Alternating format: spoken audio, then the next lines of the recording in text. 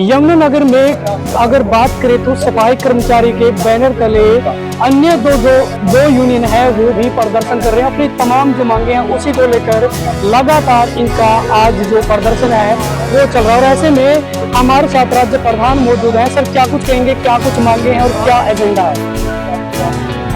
Sir आज यमुनानगर जिले में हमने ज्ञापन देने का प्रोग्राम बनाया।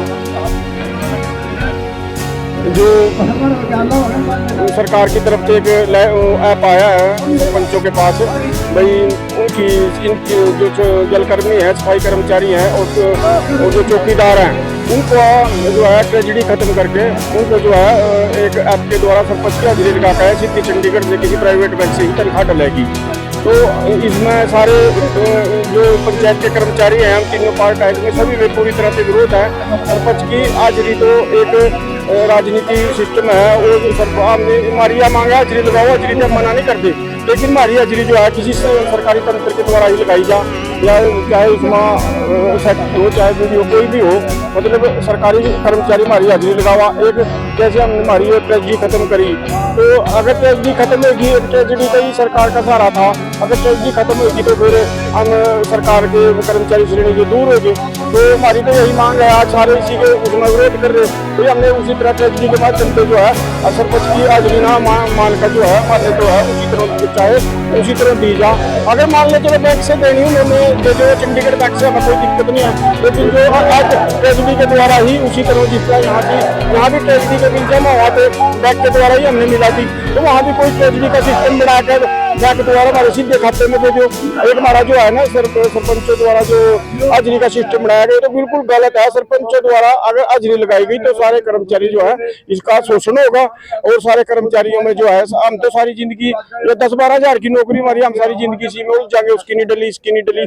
तो हम तो सरकार से रिक्वेस्ट करा इस समय रहते जो है ना, अभी तक ये ऐप जो है यमुनानगर में सीओ साहब ने जो है अकाउंटेंटों को दिया है, तो ये ऐप जो है यही इसको रोका जाए, और हमारा जो हाजिरी का सिस्टम है वो सरकारी दफ्तर से या सरकारी या हमारे तो हम तो जो गांव के कर्मचारी हैं जितने भी हैं 5-10 गाँव का एक वो लगाए दे जिम्मेवार, जो 10-15-20 गाँव की हाजिरी लगा सका, कोई पढ़ा लिखा कैसी लगा ले जो है।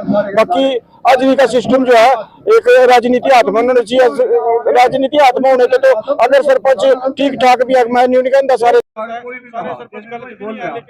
ठीक भी नहीं है, कुछ सरपंचों पर दबाव रहता है अपनी वोटा के कारण, जिन्होंने बनाए हैं तो वो भी दबाव डाला भी इसको निकाल के हमारे अपने बंदे को रखा जा।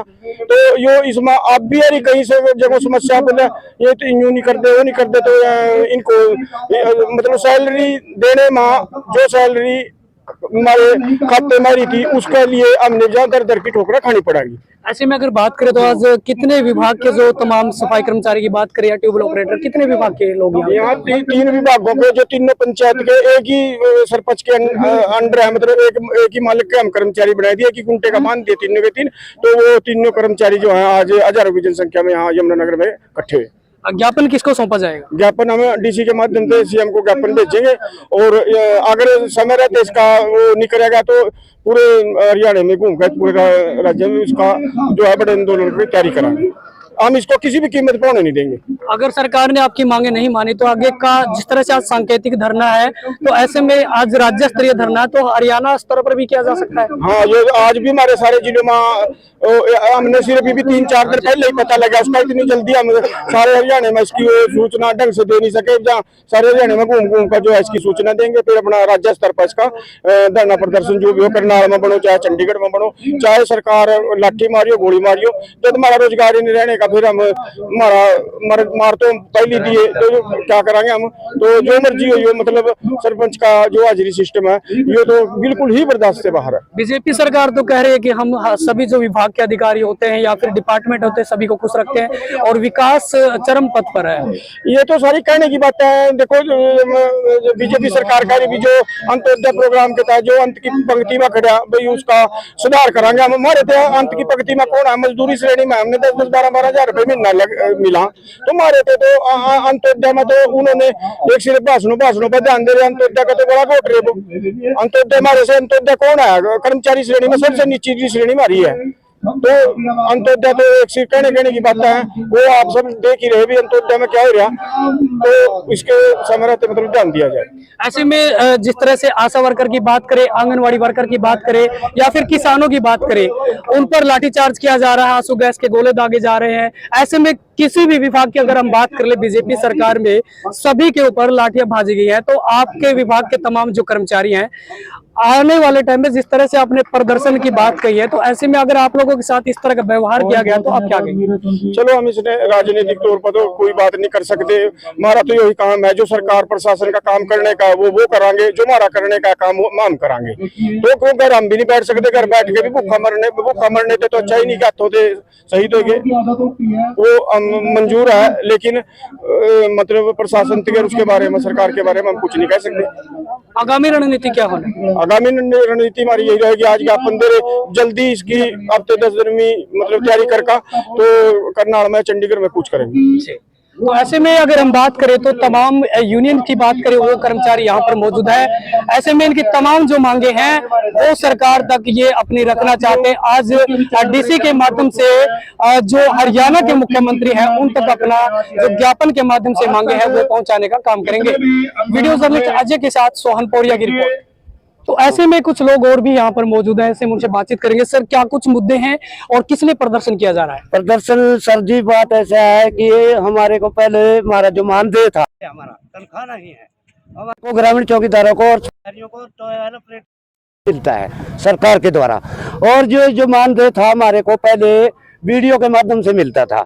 जो वीडियो के माध्यम से बिल पास होता था, ट्रेजरी में जाता था, ट्रेजरी से पास होके फिर बैंक में जाता था, वीडियो साहब के साइन होने के बाद तब हमारे खाते में डल जाता था। तो अब सरकार ने जो हमारा मानदेय का बिल का सिस्टम कराया, सरकार ने एक प्राइवेट बैंक के माध्यम से दे दिया। तो इस माध्यम से देने से उसमें सरपंचों द्वारा आधे लगाने का नियम बना दिया। तो इसके लिए हमारे को जो सरपंच के माध्यम से हमको 2 टाइम हाजिरी लानी पड़गी। उसको जो पंचायत सेक्रेटरी है वेरीफाई करके उसको हाजिरी को बैंक के द्वारा भेजेगा। अब हमारे को क्या पता भी हमारी हाजिरी लाई या ना लाई, वो 10 दिन की हाजिरी लावे या 15 दिन की हाजिरी लावे। इसमें तो हमारे चौकीदार पहले कुछ जाते, प्रधान जी ट्रेजरी से बिल पास हो गया, हमारे खाते में पैसे पड़ गए, कोई बात नहीं भाई, बिल पास हो जाएगा, आप पैसे पड़ जाएंगे। तो अब हम किससे पूछेंगे भी हमारे बैंक में पैसे पड़ गए, सरकार ने हमारे को खाते में पैसे पाए या ना पाए, हमको क्या पता भी 10 दिन के पाए या 15 दिन के पाए।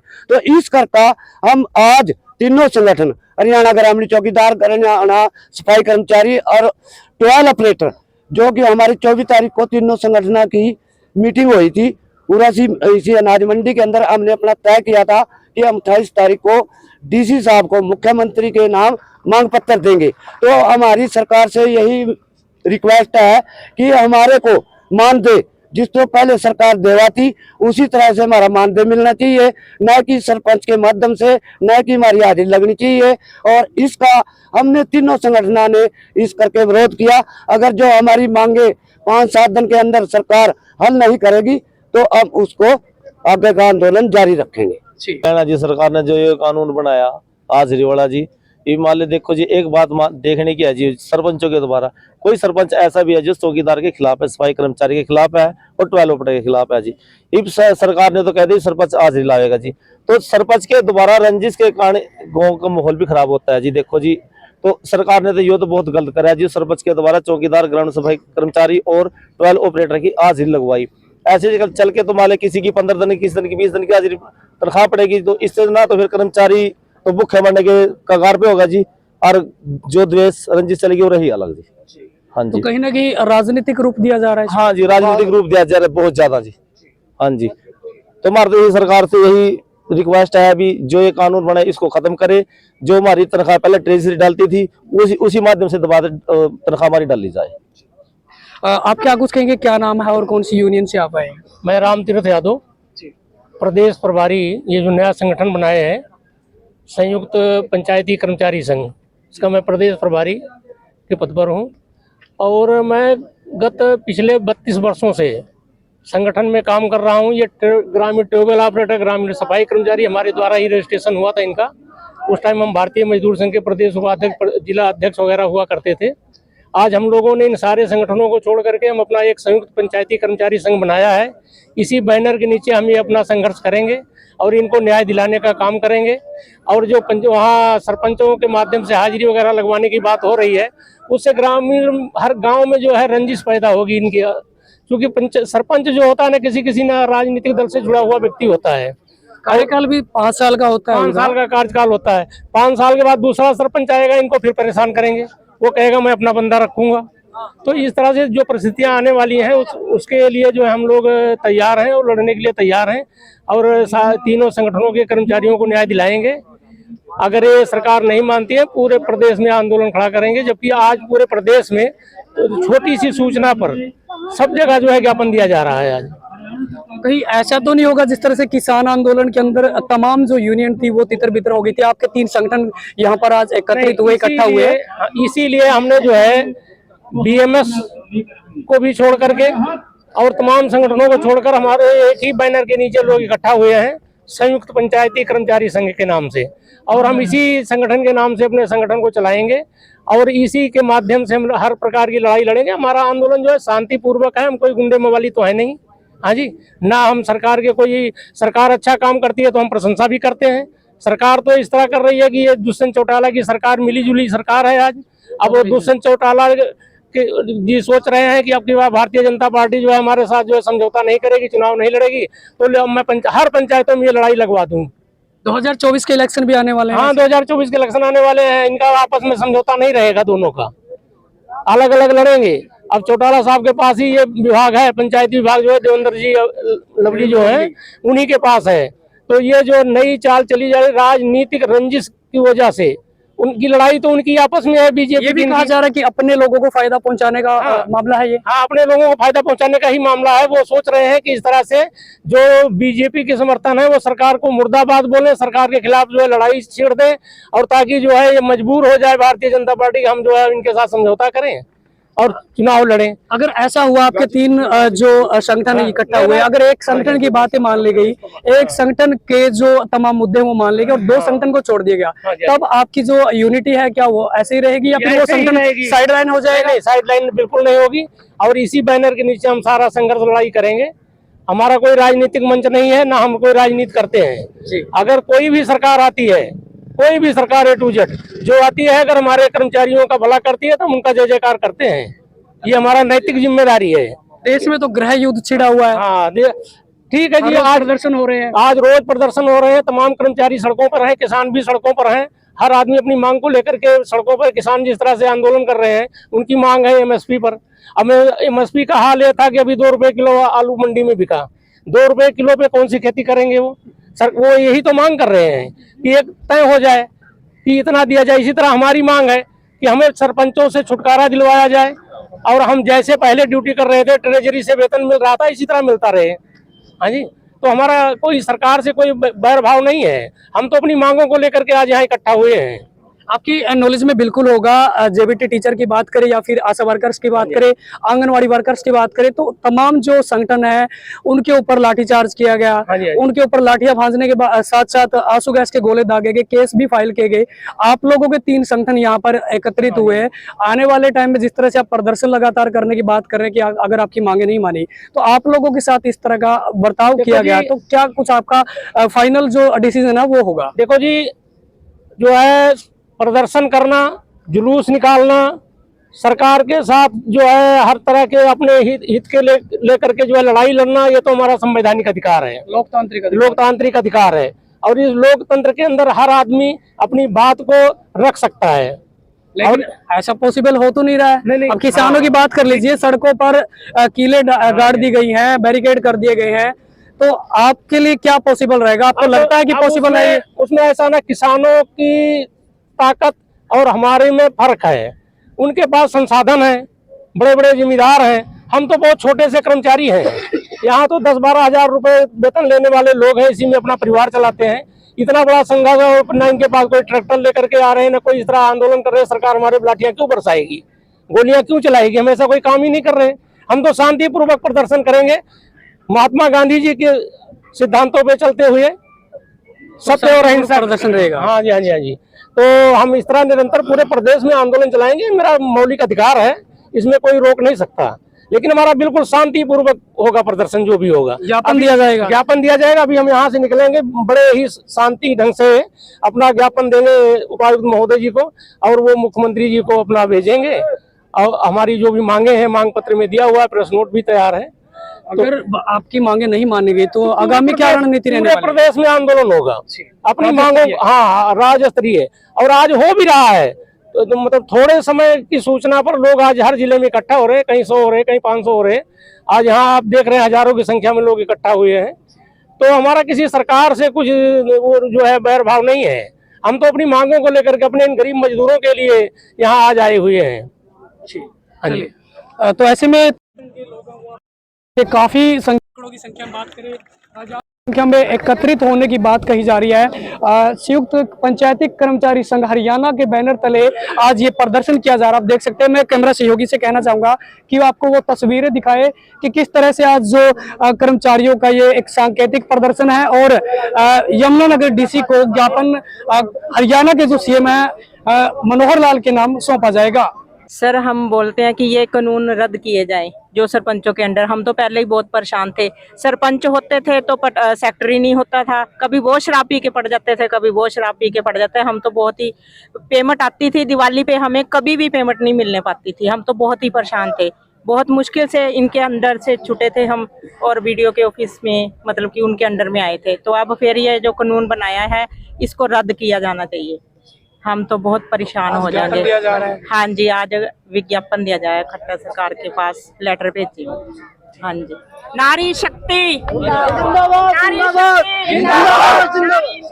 जिंदाबाद, जिंदाबाद, जिंदाबाद, मुर्दाबाद, मुर्दाबाद,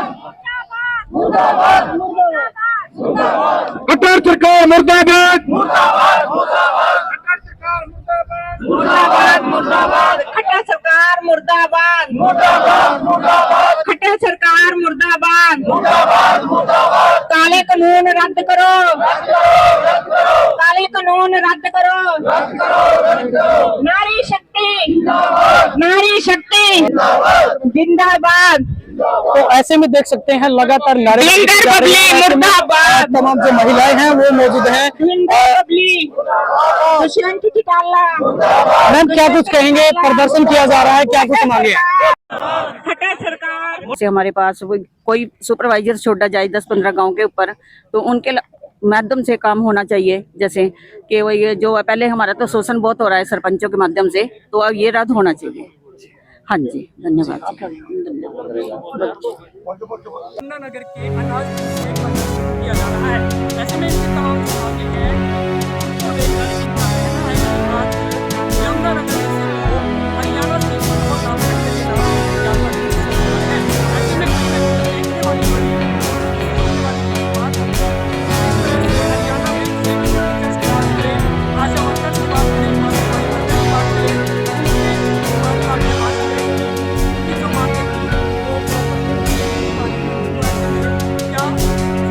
यहाँ पर खड़ा होता है बात करते हैं।